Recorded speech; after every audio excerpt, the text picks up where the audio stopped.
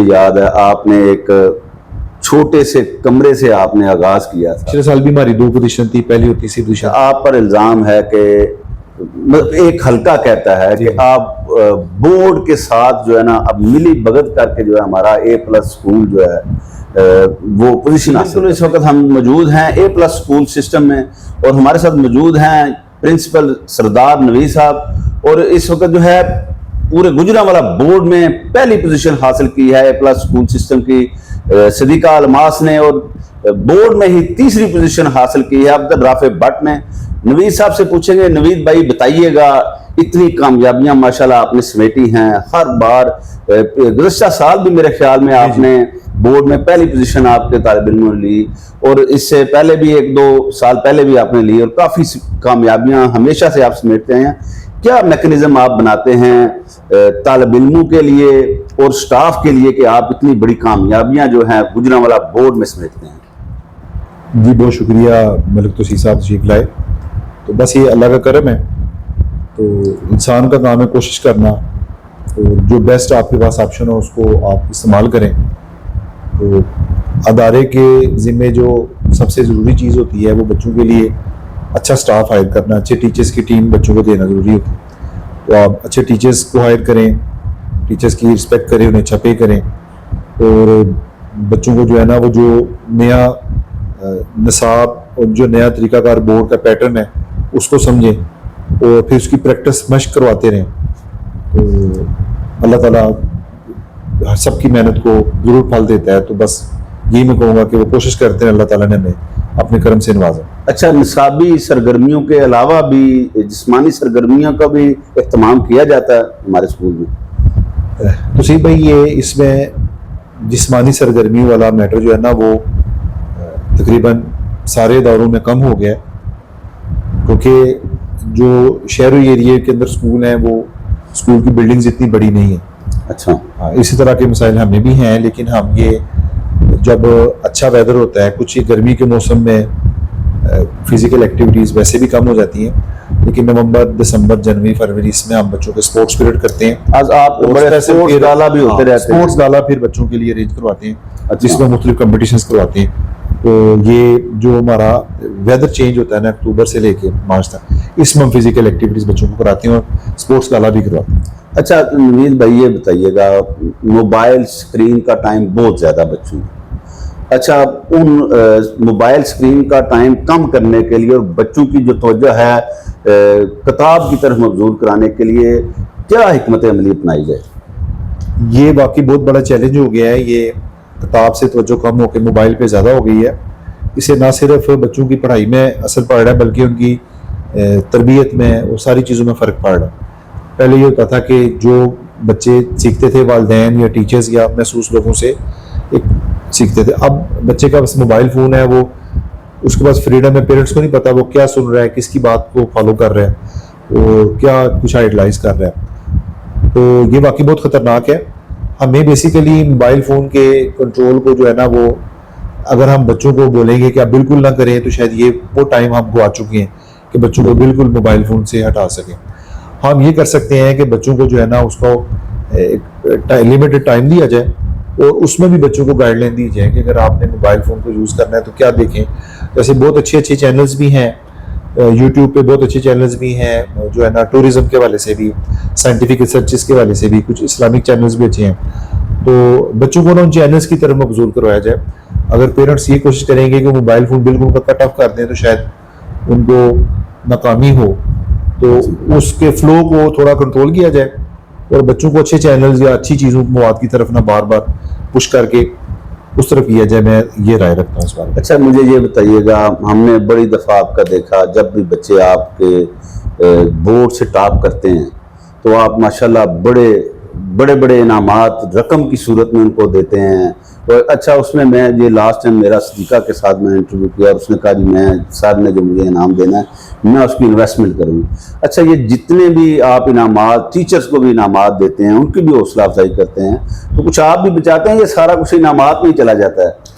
ये किस तरह ये सारा करता है? किसी ये एक नई आपने रीत डाली है तो ये क्या आपने सोच के ऐसा किया? देखिए भाई, ये देने वाले को अल्लाह देते हैं। मैंने देखा है कि जितनी खुश दिली से बच्चों को प्राइजेज हैं या बच्चों को सहूलत हमने मुहैया की है या टीचर्स के लिए जितनी आसानी की है, ट्रांसपोर्ट अलाउंस लगाया है, मेडिकल अलाउंस टीचर्स के लिए लगाया है, तो मैंने देखा है कि जितना भी हमने अपने स्टाफ पे, अपने टीचर्स पे, बच्चों पे खर्च किया है, तो अल्लाह ताला ने हमें कई गुना बढ़ाकर उसको वापस किया है। इसकी जो है ना वादा अल्लाह ताला ने कुरान पाक में भी दी है। तो ये मैं कहना चाहूँगा कि देने से कम नहीं होता, देने से जो है ना वो अल्लाह ताला की ज़ात कई गुना बढ़ा के आपको देते हैं। तो हमें तो कभी कमी फील नहीं अल्लाह ताला ने ज़ात ने करवाई हो। हम बच्चों को हौसला अफजाई करते हैं, टीचर्स को भी करते हैं इंशाल्लाह, और इससे भी ज़्यादा करते रहेंगे इंशाल्लाह। बिल्कुल ठीक। अच्छा नवीर भाई बताइएगा, मुझे याद है आपने एक छोटे से कमरे से आपने आगाज़ किया था। आज माशाल्लाह जब हम देखते हैं कि ख्याली में भी, जहाँ डीसी कॉलोनी में भी, चाहे कायदे आज़म पे भी, बल्कि मास्टर सिटी में गया तो वहाँ पे A+ का बोर्ड देखा मैंने, मुझे बड़ी खुशी हुई। और आप जब ये सफ़र देखते हैं, वो एक कमरे से लेके आज तक का सफ़र, तो आप क्या महसूस करते हैं? बहुत अल्लाह ताला का शुक्र अदा करता हूँ कि ये वो सारी चीज़ें हैं कि जिसकी शायद मैंने ख्वाहिश भी नहीं की थी, इरादा भी नहीं था। तो छोटे छोटे इरादों से काम शुरू किया था, नेक नीति के साथ किया था, तो अल्लाह ताला ने बहुत ज़्यादा इसे नवाजा। तो पिछले साल भी हमारी 2 पोजीशन थी, पहली और तीसरी पोजीशन थी। इस साल जब रिजल्ट आने वाला था तो मैं अल्लाह ताला से दुआ मांग रहा था कि अल्लाह ये जो पिछले साल 2 पोजीशन है, मैं तो शायद 2 की दुआ भी नहीं की थी, तो मेरी तो दुआएं भी बड़ी छोटी थी कि कोई कहीं हमारा नाम आ जाए। तो मैंने अल्लाह ताला से ये दुआ की कि ये जो इज़्ज़त हमें दी है, ये हमारी ख्वाहिश और हमारी कैपेसिटी से बढ़ के तुमने दी। बिल्कुल। तो ये जो है ना, इसको कायम रखे हमारी, और बच्चों को कामयाबी दें। तो अल्लाह ताला ने फिर करम किया, इस साल भी हमारी 2 पोजीशन आ गई, तो बड़ी खुशी भी होती है और अल्लाह ताला का शुक्र भी अदा करते हैं। और ये सारी कामयाबियाँ, ये सारी चीज़ें जो है ना, अल्लाह का खास करम है। शायद हम इस काबिल भी नहीं, और शायद हमारी दुआएं भी इतनी नहीं थी, उससे बढ़ के मेरे अल्लाह ताला ने नवाजा। बड़ी अच्छी बात, बड़ी खूबसूरत आपने बात की। एक सख्त सवाल।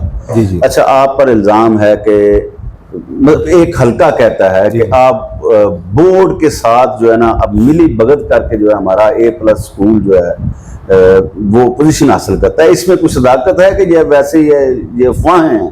नहीं, क्या कहेंगे आप इस पे? देखिए ऐसी कोई बात नहीं है। आप देखिए ये गुजरांवाला बोर्ड का जो रिजल्ट है, इसमें बड़े गरीब घर के बच्चों की पोजीशन आई। अच्छा। गवर्नमेंट स्कूल की पोजीशन आई है, बल्कि 1-2 और प्राइवेट स्कूल हैं, वो बड़े कम फीस स्ट्रक्चर के साथ, बड़े लिमिटेड रिसोर्सेज के साथ उनकी फीसेज आई हैं। आप देखें चैनल्स के ऊपर चल रहा होता है कि सब्जी वाले बच्चे की पोजीशन आ गई, तो ये हर तरह के बच्चे पोजीशन लेते हैं। तो ये इसमें कोई सदाकत नहीं है। हम बच्चों को जो है ना पढ़ाने में कामयाबियों का तसलसल दे के शायद लोगों को राय कायम कर लेते हैं। बिल्कुल इस तरह होता है। देखिए लोगों ने तो, अंबिया ने जब तबलीग की थी तो लोगों ने तो उनकी तबलीग को भी झूठा कहा। वाह वाह। ठीक है, तो ये तो दुनियावी काम है। इसमें जब आप कामयाब होते हैं तो कुछ आपके ज्यादा लोग आपकी सताइश में होते हैं, कुछ लोग नेगेटिव बातें भी करते हैं, हासिन कह लें, लेकिन कोई बात नहीं है। ये कामयाब लोगों के पीछे ऐसे होता है। अच्छा, एक आखिरी सवाल, अब आप ये पैगाम दें जो तालिब इल्म इस वक्त जो बोर्ड का आइंदा पेपर देने जा रहे हैं, वो अपनी कामयाबी के लिए उन्हें क्या करना चाहिए? जो आपके स्कूल में पढ़ रहे हैं, जो आपके स्कूल में नहीं पढ़ रहे, उनके लिए क्या आप पैगाम देंगे कि वो बोर्ड में पोजीशन लेने के लिए क्या करें? देखिए बोर्ड में पोजीशन लेने के लिए उसकी बुनियाद जो है ना, वो मैं समझता हूँ कि छोटी क्लासेस से शुरू हो जाती है। स्पेशली जब स्टूडेंट्स जो है ना वो 5, 6, 7 में आए तो उनके इमला डिक्टेशन के मसाइल खत्म हो जाने चाहिए। 5, 6, 7 में आकर उनकी ग्रामर और खुशखती और राइटिंग के ऊपर बहुत फोकस करना चाहिए। और बच्चों को मैं 2-3 नसीहतें करूँगा जो 8 में आ जाएंगे कि सबसे पहली बात है कि आपने रेगुलर होना है, आपने क्लास के ऊपर डिपेंड करना है। ये जिन बच्चों की पोजीशन आई है उससे पहले भी आई है, ये बगैर किसी ट्यूशन के आई है, वो क्लासरूम के ऊपर फोकस करने से आई है। तो आपने रेगुलर रहना है, क्लास में फोकस करके जो है ना वो अंडरस्टैंडिंग के साथ, कंसेप्ट्स के साथ चीज़ों को पढ़ना है। तो दूसरी बात ये करनी है कि रोज़ का काम रोज़ करना है। जो आज का काम आज आप अच्छे तरीके से कर सकते हैं, वो हफ्ते बाद अगला काम आ चुका होगा, ये पिछला काम पीछे रह जाएगा। और तीसरी बात यह है कि आपने जो आपका पेपर पैटर्न है, देखें आप जितने मर्जी लायक हैं, जितने मर्जी आपके ख्यालात अच्छे हैं, जैसे तोसीब भाई और मैं अब बोल के बात कर रहे हैं, इस वक्त हमारे मीडियम जो है ना वो बोलने का है। एग्जामिनर के साथ आपने बोल के बात नहीं करनी, आपने लिख कर बात करनी है।